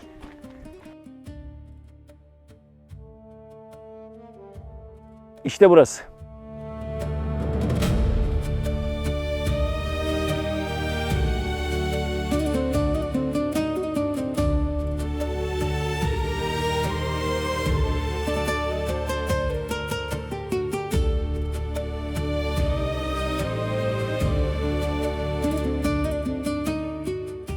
Salamis antik kentinin tiyatrosundayız.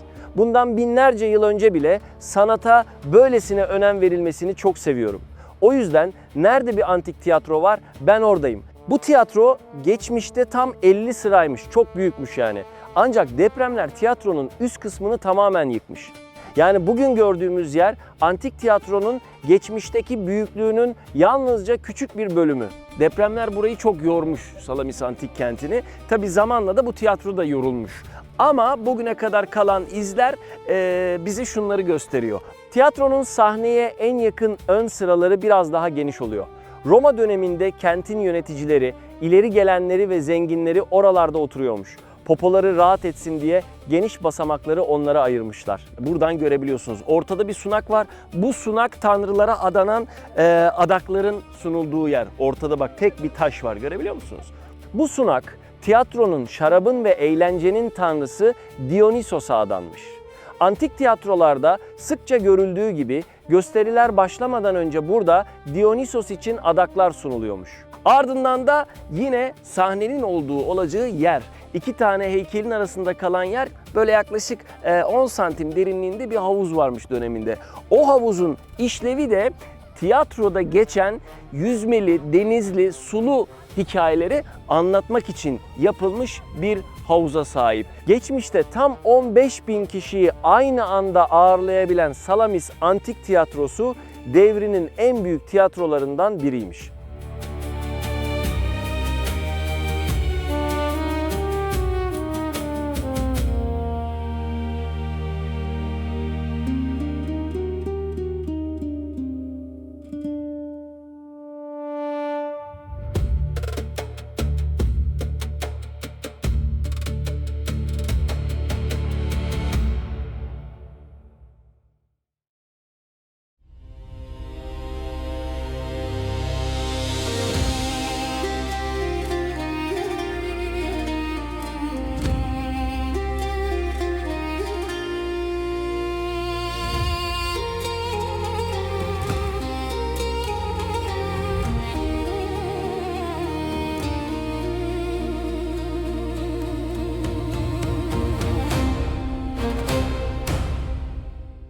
Mausa Kalesi'ndeyiz. Gazi Mausa'da Mausa Kalesi ve surları. Eski Mausa bu tarafta surlarla çevrili, etrafında köşelerinde kaleleri var. Burası da onlardan bir tanesi. Surların uzunluğu yaklaşık 3 kilometre. Surlar dışarıdan bakıldığında alçak görünse de önündeki devasa kuru endeks sayesinde yüksekliği yer yer 15 metreyi buluyor. Duvar kalınlığı ise 8-10 metre arasında. Yani buraya öyle elini kolunu sallayarak yaklaşmak, tırmanmak çok zor. Resmen dönemin savunma canavarı diyebiliriz Mausa Kalesi için. Lefkoşa'da hani Da Vinci'nin yeni kale anlayışından bahsetmiştik ya, işte o mantık Mausa'da resmen zirve yapmış. Venedikliler o bildiğimiz eski dik ve yüksek kuleleri tamamen unutmuşlar. Surları top güllelerinin etkisini azaltmak için bilerek alçak ve hafif eğimli tasarlamışlar. Üstelik bu surların arkasını tamamen toprakla doldurmuşlar ki top mermisinin bütün enerjisini o toprak emsin ve duvar yıkılmasın. Dahası kuleleri öyle açılarla koymuşlar ki kalenin etrafında tek bir kör nokta bile kalmamış. Lala Mustafa Paşa'nın başında olduğu Osmanlı ordusu önce Lefkoşa'yı, ardından savaşmadan Girne Kalesi'ni alınca Mausa'nın da birkaç hafta dayanabileceğini sanıyordu. Ama kuşatma 11 ay sürdü. Kuşatma boyunca surlara yaklaşık 100.000 top güllesi fırlatıldığı söyleniyor. Surları yukarıdan geçemeyen Osmanlı ordusu bu kez yerin altından tüneller kazarak lağımcıları devreye soktu. Ancak Venedikliler ona da önlem almıştı. Venedikliler karşı tüneller kazmışlar ve Osmanlı lağımcıları ile yerin altında zifiri karanlıkta savaşmışlar.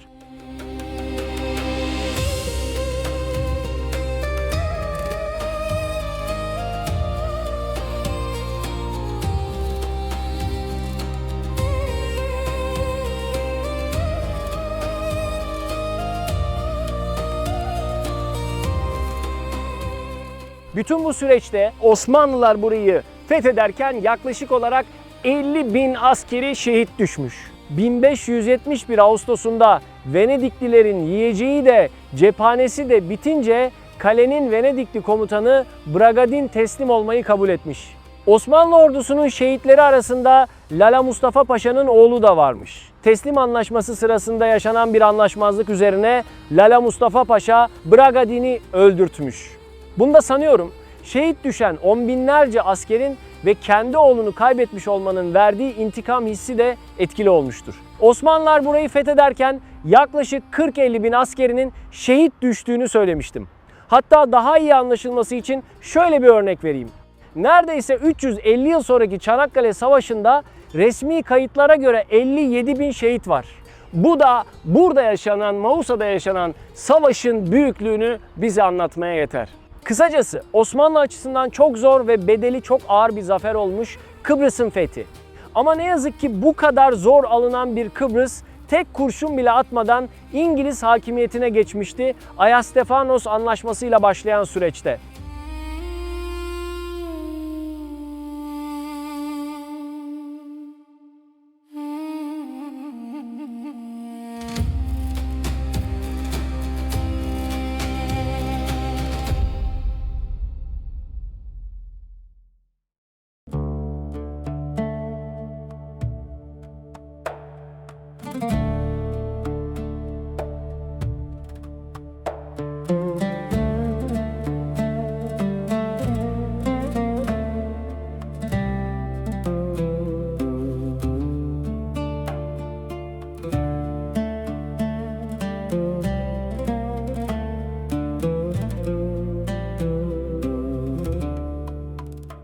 Gazi Mausa'da sur içi var. Sur içindeyiz şu anda. Eski Mausa'dayız. Burada bazı yapılar var. Bunlardan da en güzeli, en ihtişamlısı da arkamda gördüğünüz Lala Mustafa Paşa Camii. Aslında 1328 yılında Lüzinyanlar tarafından yapılmış, gotik tarzda yapılmış bir kilise burası, katedral burası. Aziz Nikolas Katedrali deniyor. Ama Osmanlı burayı aldıktan sonra burayı camiye çevirmiş ve Mausa Ayasofya Camii denmiş buraya. 1954 yılında da Kıbrıs Fatih Lala Mustafa Paşa Camii denmiş. Lüzinyanların yaptığı bu katedral gotik tarzdaki işçiliğiyle zaten meydana gelir gelmez insanın aklını alıyor. İçi de bir başka güzel. İsterseniz hep beraber Lala Mustafa Paşa Camii'ni ziyaret edelim. Buyurun.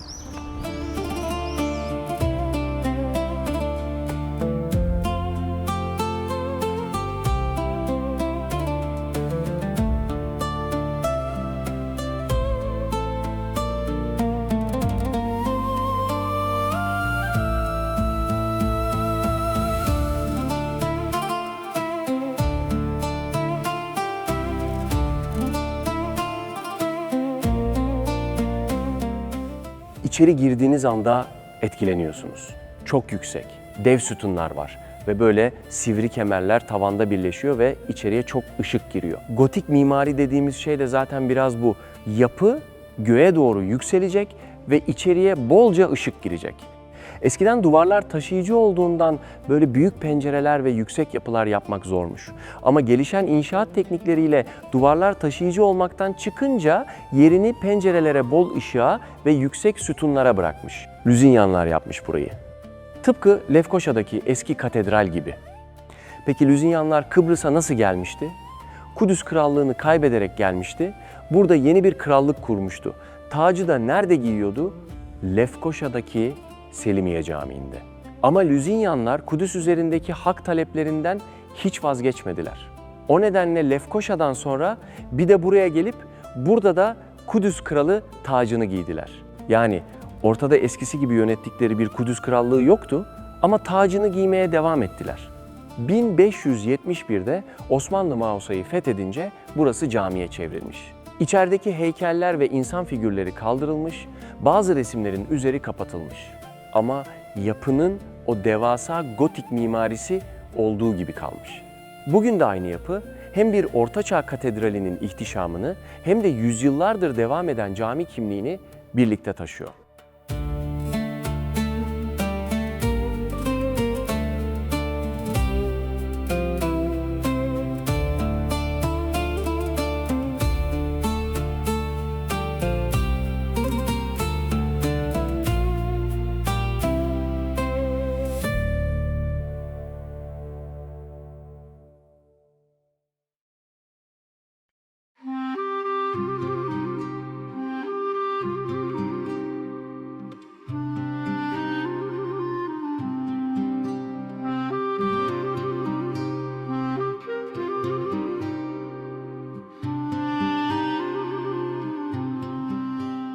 Lala Mustafa Paşa Camii'nin hemen karşısında Venedik Sarayı'nın kalıntıları var. Burayı Lüzinyanlar krallarının sarayı olarak yaptırmış. Venedikliler döneminde de adanın en önemli yönetim merkezlerinden biri olmuş. Bugün o büyük saraydan geriye birkaç duvar kalmış ama bu duvarların arasında duran küçük bir taş yapı Türk edebiyatı için çok önemli bir ismin Mausa'daki 38 aylık sürgününe tanıklık etmiş.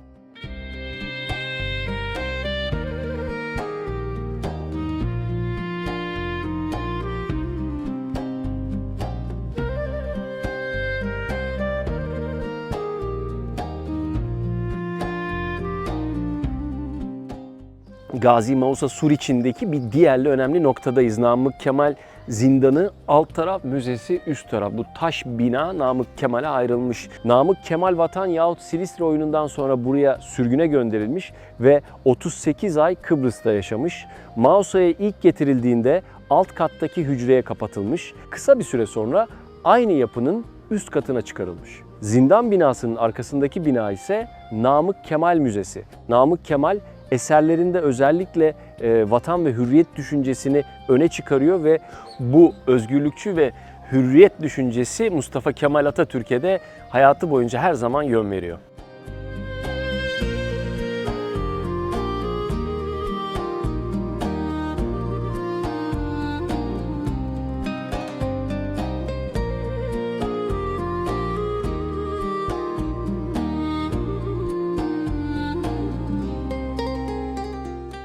Müze bölümündeyiz. Peki bu Vatan yahut Silistre tiyatro oyununda ne var da Namık Kemal sürgüne gönderilmiş?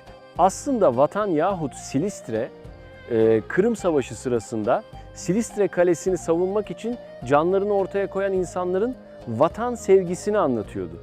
Yani oyunda padişaha yönelik bir ifade yoktu ama Namık Kemal zaten yazılarıyla yönetimi eleştiren dönemin en güçlü muhalif aydınlarından biriydi. Oyun sahnelenince seyirciler büyük bir coşkuya kapıldı. Namık Kemal'i destekleyen sloganlarla tiyatrodan sokaklara taştılar. Yönetim de bunun gelecekte padişaha karşı bir harekete dönüşmesinden korktu. Oyun yasaklandı ve Namık Kemal Kıbrıs'a sürgüne gönderildi. 38 ay süren sürgün 5. Murad'ın tahta çıkmasının ardından ilan edilen genel afla sona erdi ve Namık Kemal İstanbul'a döndü. Peki 38 aylık sürgün Namık Kemal'i susturmaya yetti mi? yetmedi. Namık Kemal, Türk Edebiyatı'nın ilk edebi romanı sayılan İntibaha son şeklini burada verdi. Gülnihal, Akif Bey, Zavallı Çocuk ve Kara Bela gibi tiyatro eserlerini Mausa'da kaleme aldı. Türk Edebiyatı'nın ilk tarihi romanı olan Cezmiye burada başladı. Yani onu susturmak için gönderdikleri Gazi Mausa, kaleminin en güçlü biçimde konuştuğu yerlerden biri oldu.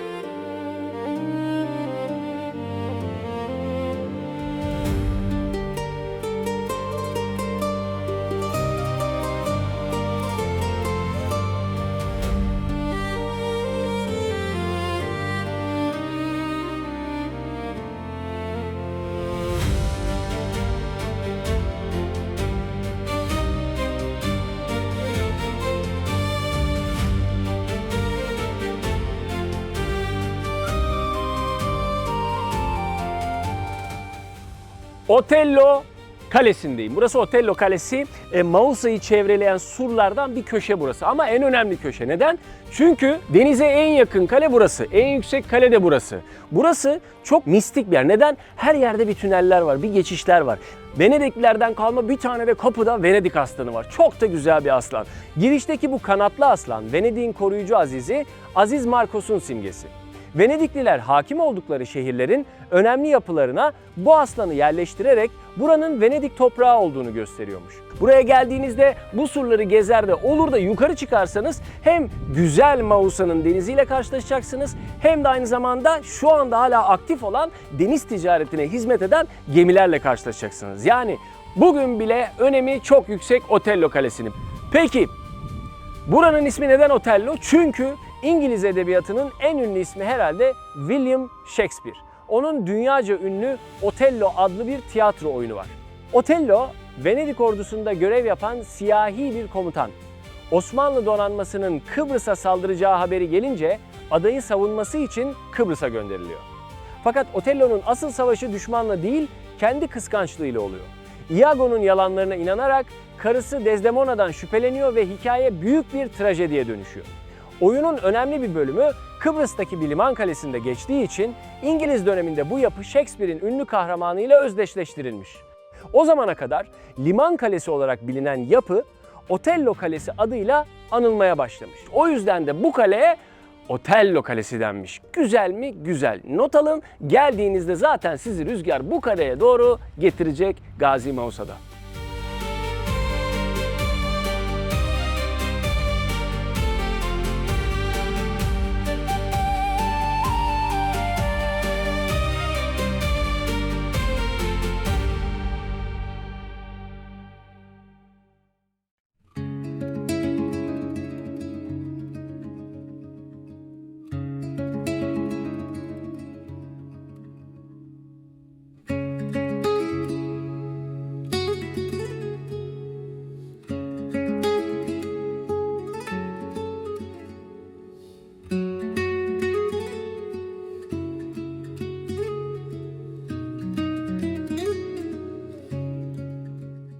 Kapalı Maraş'tayız. Kapalı Maraş, Kuzey Kıbrıs Türk Cumhuriyeti'nde Gazi Mausa'nın bir kenarında, bir sınır sanki ilçesi. Ama döneminde 1974'lü yıllarda burası Akdeniz'in en lüks sahil kasabalarından bir tanesi. Belki de dünyanın en lüks sahil kasabalarından bir tanesi. Buranın adı neden Kapalı Maraş ve neden kapalı?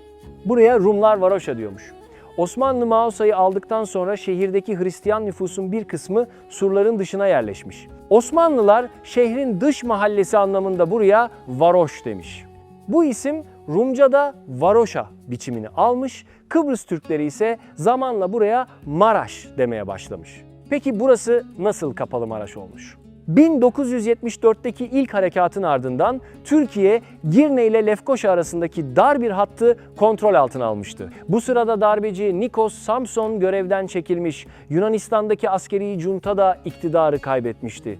Yani Türkiye'nin müdahalesi Kıbrıs'taki darbe yönetiminin ve Yunanistan'daki junta iktidarının sonunu getirmişti. Ancak adada Kıbrıs Türklerinin güvenle yaşayabileceği bir durum henüz oluşmamıştı. Yapılan barış görüşmelerinden de sonuç alınamayınca Türkiye ikinci harekatı başlattı.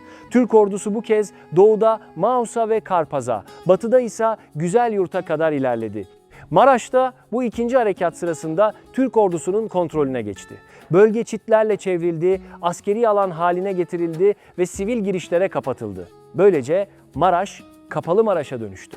Burası lüks otelleri, mağazaları ve kilometrelerce uzanan sahiliyle çok büyük bir ekonomik değere sahipti. Bu yüzden zamanla Kıbrıs görüşmelerinin en önemli pazarlık başlıklarından biri oldu. Ama aradan geçen 50 yıla rağmen adada kalıcı bir çözüm konusunda uzlaşılamadı. Bu çözümsüzlük Maraş'ın yaklaşık yarım yüzyıl boyunca bütünüyle kapalı kalmasına neden olmuş. Açıkçası Maraş zamanla adeta bir hayalet şehre dönüşmüş. Çernobil'i gezer gibiyim. Yani terk edilmiş bir kent, eski bir kent, yıkılma tehlikesi olan duvarlar, binalar, tarifi zor ama her zaman buraya gelmeyi istemişimdir ve istediğim olduğum yerdeyim. Peki siz istediniz mi? Olabiliyor musunuz burada? Tabii ki de olabiliyorsunuz. 1974'ten sonra Türk Silahlı Kuvvetleri'nin emrinin altına girmiş Kapalı Maraş ve onların denetiminde 2020 yılında da bazı bölgeleri turizme açılmış. Şu anda benim yürüdüğüm yol gibi yerler, arkada da insanları görebilirsiniz. Bisikletle geziyor insanlar. Bu bariyerler o tarafa geçmemeniz için, hem sizin sağlığınız için hem de güvenlik için önemli.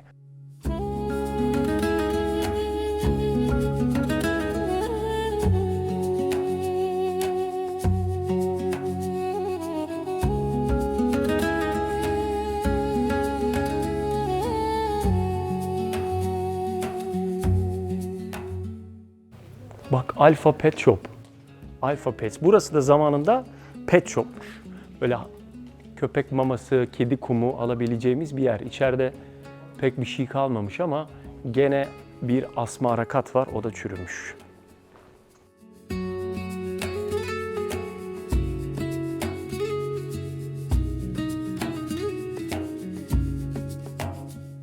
Kapalı Maraş adeta hayalet bir kent. Yani size burayı tarif etmekte güçlük çekiyorum. Yani terk edilmiş binalar çürümeye yüz tutmuş, çökme tehlikesi var. Ama Kapalı Maraş'ta yaklaşık olarak 110 tane otel var. Birbirinden güzel bu oteller sahile doğru dizilmiş. Hemen arkasında da yapıtlar var. Onlardan bir tanesi de bu. Ne bu? Burası Mausa Kız Lisesi'ymiş. Bir sanat okuluymuş. Yani bir lise ama aynı zamanda dönemin önemli kültür ve sanat merkezlerinden biriymiş. Gene içine girmek haliyle yasak. Buralar polisler ve askerler tarafından denetlendiği gibi 7/24'te kameralarla da gözetleniyor. 1974 yılından bahsediyorum. Şimdi böyle rahat rahat geziliyor. İçerilere girilmeden buraları görme şansımız var.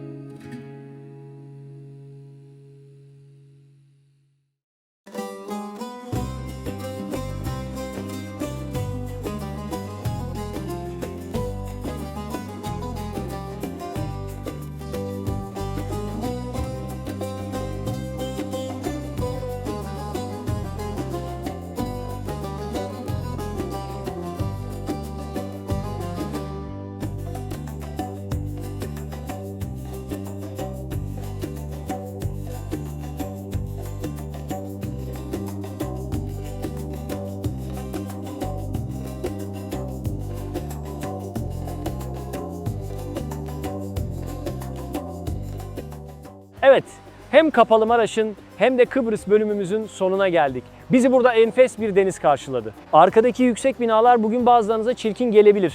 Açıkçası denize de biraz fazla yakın. Arada duvar olmasa bazı yerlerde deniz neredeyse içeri girecek. Ama burayı Marmaris veya Bodrum gibi düşünmeyin. Burası 50-60 yıl önce de önemli bir sahil şehriydi.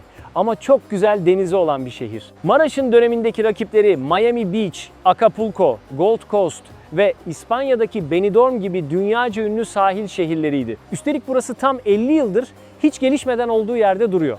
Maraş açık kalsaydı ve büyümeye devam etseydi bugün görünüş olarak belki Dubai ile yarışan dev bir turizm şehrine dönüşürdü. Deniz açısından da bana sorarsanız Dubai'yi 5'e 10'a katlardı. Bu denizi görünce Kapalı Maraş'ın bundan yaklaşık 50 yıl önce neden Akdeniz'in en önemli turizm merkezlerinden biri olduğu daha iyi anlaşılıyor. Burası yaklaşık 3,5 kilometre boyunca uzanan çok güzel bir sahil. Bunun yaklaşık 800 metrelik bölümü halka açık. Halka açılan yer çok keyifli. İnsanlar cıvıl cıvıl denize giriyorlar ki benim gördüğüm en güzel denizden bir tanesi şu anda arkamda.